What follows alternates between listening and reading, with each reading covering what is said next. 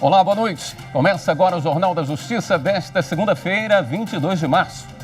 O presidente do Supremo Tribunal Federal, o ministro Luiz Fux, recebe carta aberta assinada pelos principais economistas e banqueiros do país. Os especialistas falam sobre o agravamento das condições econômicas do Brasil e alertam para uma possível piora de cenário, gerado especialmente pela falta de prioridade na vacinação. Esse é um dos destaques desta edição. Você vai ver também. Ministro Marco Aurélio será o relator da ação do presidente Jair Bolsonaro contra decretos de governadores com medidas restritivas para o combate à pandemia. Defensoria Pública e advogados pedem ao Supremo o arquivamento de inquéritos e ações penais contra pessoas que criticaram a atuação do presidente da República no enfrentamento da crise sanitária. E ainda, por determinação de ministro do STF, transexuais e travestis já podem escolher por cumprir pena em presídio feminino ou masculino.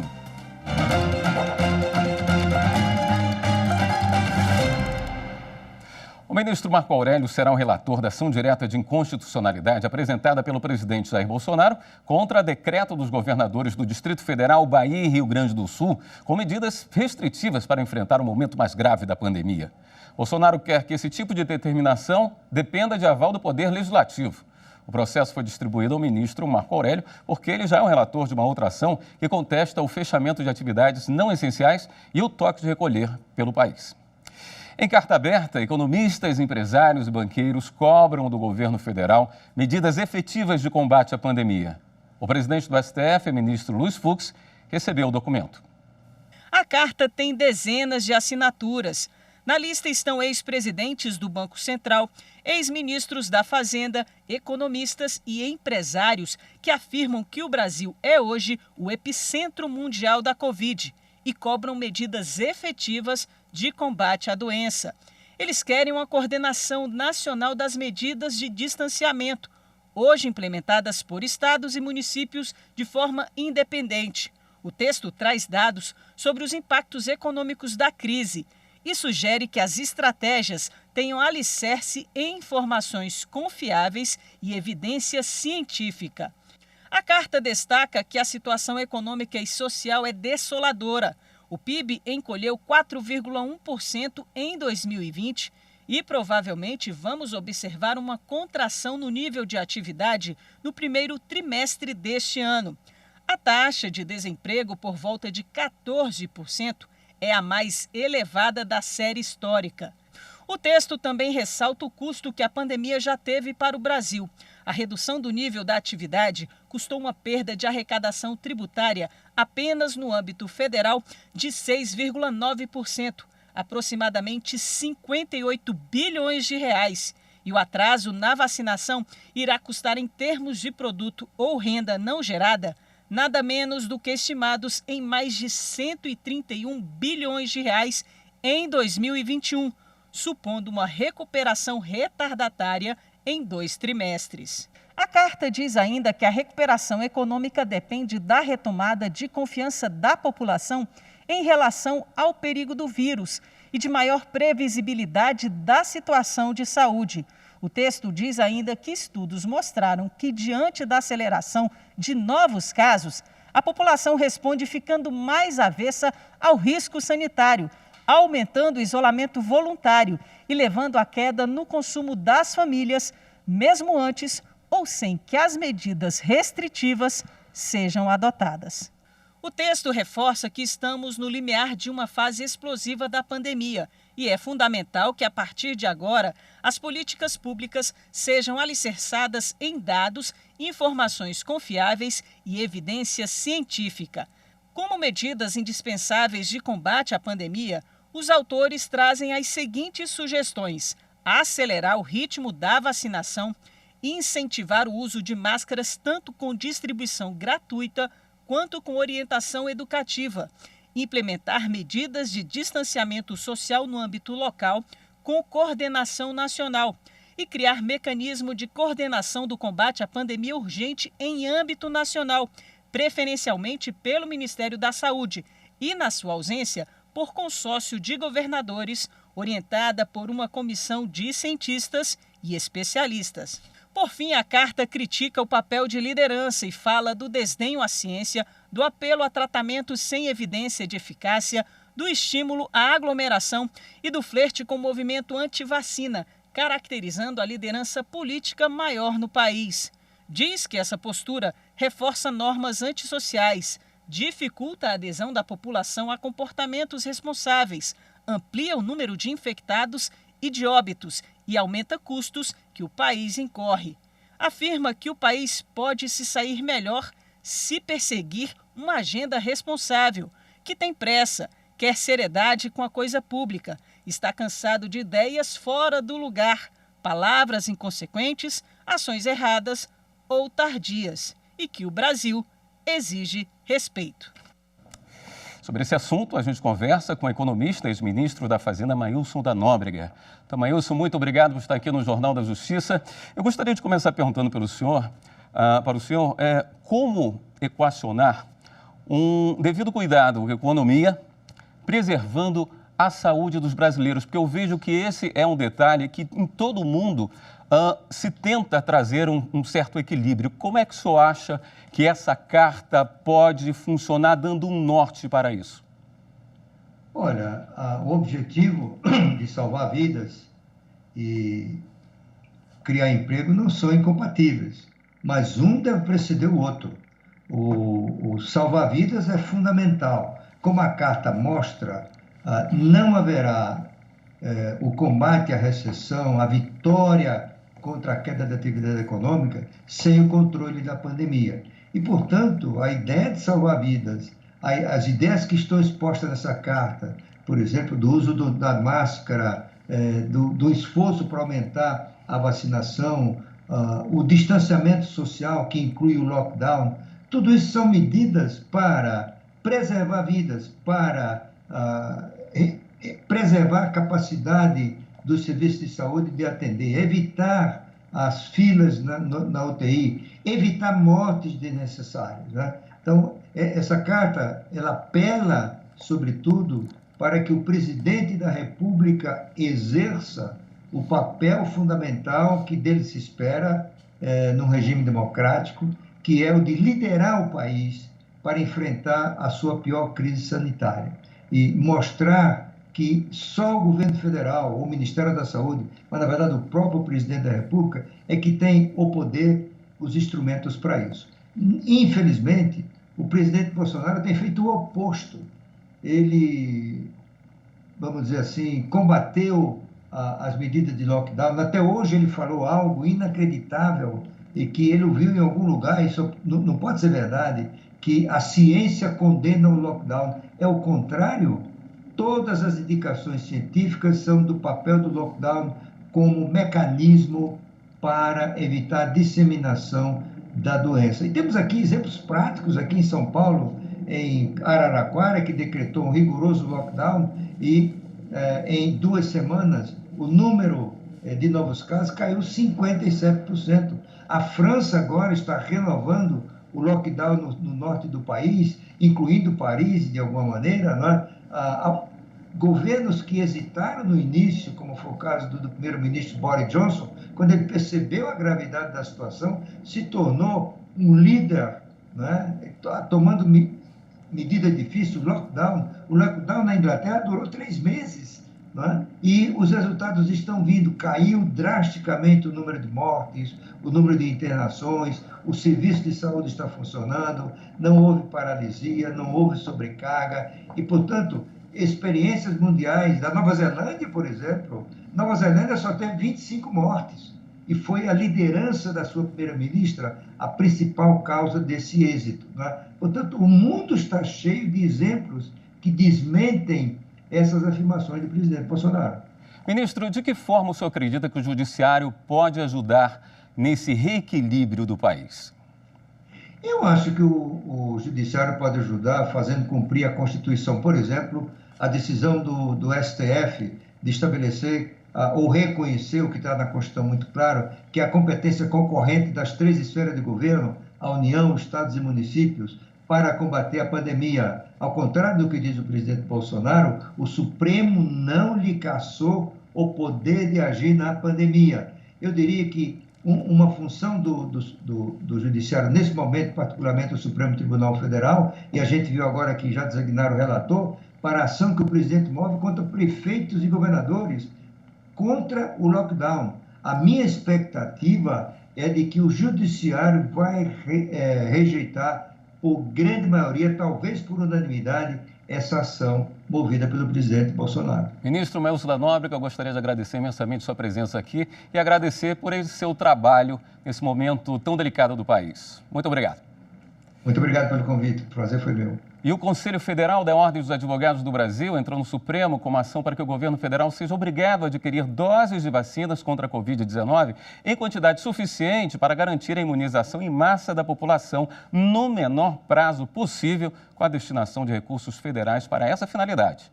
Segundo a entidade, a demora injustificada e a omissão da Presidência da República e do Ministério da Saúde em comprar as vacinas causa atraso na execução do plano de imunização, violando preceitos fundamentais como o direito à vida, à saúde e à dignidade humana. O Ministério Público obteve decisão favorável para pessoas acima de 60 anos no plano de imunização contra a Covid-19. A decisão em favor das pessoas com mais de 60 anos atende ao pedido dos Ministérios Públicos Federal, Estadual e do Trabalho. Tanto o Estado quanto a Prefeitura de Fortaleza devem priorizar a vacinação deste grupo por ser mais vulnerável à contaminação e morte pelo coronavírus. Assim, fica na linha de frente do combate à pandemia. A iniciativa surgiu após o crescimento do número de novos casos e mortes pela doença no Ceará. Como há uma limitação do número de imunizantes, os MPs exigiam a definição das prioridades com base no maior grau de exposição e de risco à vida e também para dar mais transparência ao programa e evitar interferências políticas no processo de vacinação, além de prevenir os conhecidos fura-filas. Desde o início da pandemia, o Conselho Nacional de Justiça tomou uma série de decisões para minimizar os impactos do coronavírus na justiça brasileira e na vida do cidadão que depende do Poder Judiciário.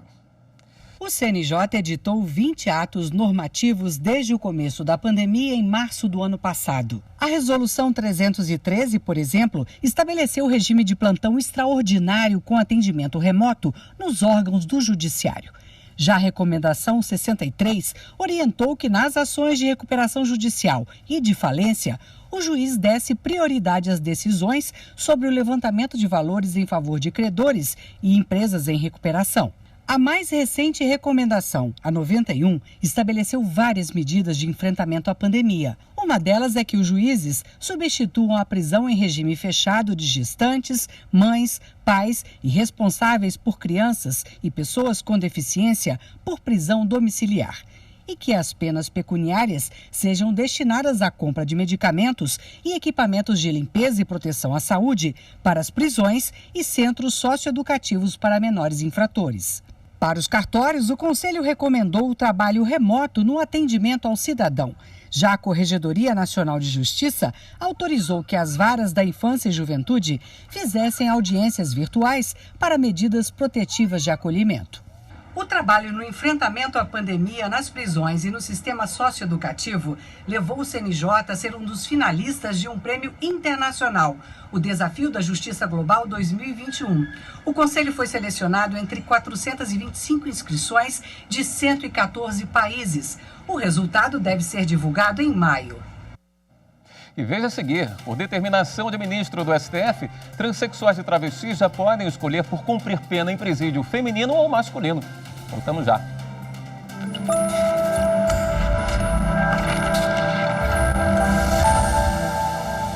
Em tempos de pandemia, eu destacaria, dentre os artigos da Constituição Federal de 1988, o artigo 5º, inciso 35º, que vai dizer sobre a inafastabilidade do Poder Judiciário.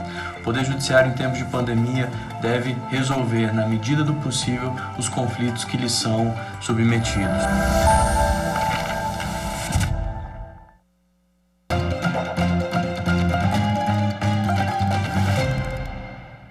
A Defensoria Pública da União e um grupo de advogados entraram com ações no Supremo pedindo o encerramento dos inquéritos e processos penais contra pessoas que criticaram a atuação do presidente Jair Bolsonaro no combate à pandemia de Covid-19.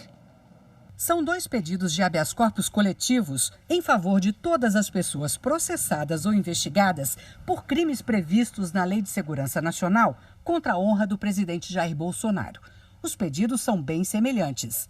A Defensoria Pública da União, DPU, e o grupo de advogados pedem o arquivamento dos processos contra pessoas que fizeram críticas ao presidente Bolsonaro.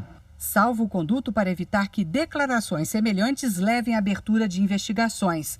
Que as polícias dos estados sejam orientadas a não restringir protestos contra o presidente. E que o ministro da Justiça e Segurança Pública seja impedido de instaurar apurações, tendo como base manifestações políticas contra Bolsonaro. A petição da DPU cita a prisão de 5 jovens pela Polícia Militar do Distrito Federal, enquanto estendiam uma faixa de protesto contra o presidente Jair Bolsonaro na Praça dos Três Poderes, em Brasília. Menciona também um inquérito aberto contra o advogado Marcelo Feller, que manifestou contrariedade na condução do combate à pandemia pelo Executivo Federal. A Defensoria também lembrou o caso do influenciador digital Felipe Neto, que foi intimado por suposto crime previsto na Lei de Segurança Nacional.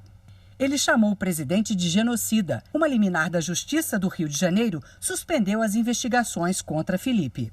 As manifestações contra o presidente Bolsonaro vêm sendo enquadradas na Lei de Segurança Nacional, que prevê crimes contra a ordem política e social. Um deles é difamar ou caluniar os presidentes da República, do Senado, da Câmara dos Deputados ou do Supremo Tribunal Federal. O ministro do Supremo Tribunal Federal, Luiz Roberto Barroso, determinou que transexuais e travestis podem escolher por cumprir pena em presídio feminino ou masculino. Com a decisão do ministro Luiz Roberto Barroso, transexuais e travestis serão consultadas e vão poder optar onde querem cumprir pena. Caso escolham pela unidade masculina, deverão ser acomodadas em uma área reservada, que garanta segurança. O ministro Luiz Roberto Barroso ajustou os termos de medida cautelar deferida em junho de 2019 em uma ação que trata sobre o tema. Havia sido determinado que presas transexuais femininas fossem transferidas para presídios femininos. Faltava definir o tratamento adequado em relação às detentas travestis. Para o ministro, a medida garante a proteção da população carcerária LGBTI e dignidade às detentas. Na decisão, Luiz Roberto Barroso se baseou em documentos do relatório e nota técnica elaborados pelo Ministério da Mulher, da Família e dos Direitos Humanos e Ministério da Justiça e Segurança Pública, juntamente com associações representativas de grupos LGBTI. O plenário virtual do Supremo está analisando se é constitucional a incidência de imposto de renda sobre pensão alimentícia. A consultora jurídica da TV Justiça, Karina Scholotto, tem os detalhes desse julgamento. Olá, boa noite. Hoje eu trago informações do plenário virtual. Os ministros deram início ao julgamento de uma ação direta de inconstitucionalidade proposta pelo IBDFAM, Instituto Brasileiro de Direito de Família, que questiona dispositivos de uma lei de 1988, que foi regulamentada por um decreto de 99 e que determina a incidência do imposto de renda sobre a parcela recebida a título de alimentos ou pensão alimentícia no âmbito do direito de família. E essa foi exatamente uma das limitações que foram feitas pelo ministro Dias Toffoli para conhecer parcialmente dessa ação proposta. Isso porque o IBDFAM não especificou a que alimentos estaria se referindo na ação e houve, então, uma delimitação pelo próprio relator para que esses alimentos ou pensão alimentícia fossem em decorrência do direito de família. Apenas para lembrar, há possibilidade no ordenamento jurídico da implicação da determinação de pagamento de alimentos em razão de ilícito civil. Conhecida parcialmente a ação, o ministro entendeu que a incidência desse imposto de renda sobre essa parcela recebida pelo credor dos alimentos implicaria num bis in idem, numa nova incidência do imposto de renda sobre uma mesma realidade, o que seria absolutamente inconstitucional. Segundo o ministro Dias Toffoli, o devedor de alimentos, ao receber o seu patrimônio, a sua renda, e disponibilizar parcela dele para o pagamento da pensão, sobre essa renda já estaria incidindo o imposto de renda. Havendo uma cobrança e uma incidência no recebimento desse valor, o bis in idem estaria caracterizado. Esse julgamento deve prosseguir no plenário virtual, já que houve um pedido de vista do ministro Luiz Roberto Barroso. E a conclusão desse julgamento a gente continua acompanhando aqui, na TV Justiça. Artigo do ministro Luiz Roberto Barroso sobre a Amazônia é publicado por revista da Universidade de Harvard. A gente mostra já.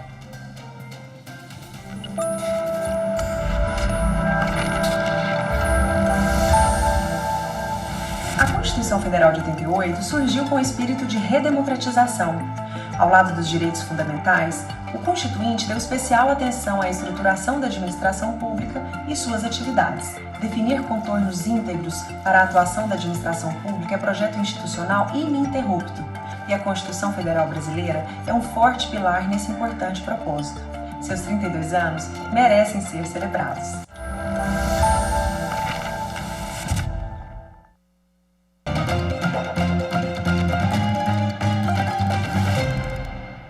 A revista de Direito Internacional de Harvard publicou um artigo sobre a Amazônia, escrito pelo ministro do STF, Luiz Roberto Barroso, e pela professora Patrícia Perrone.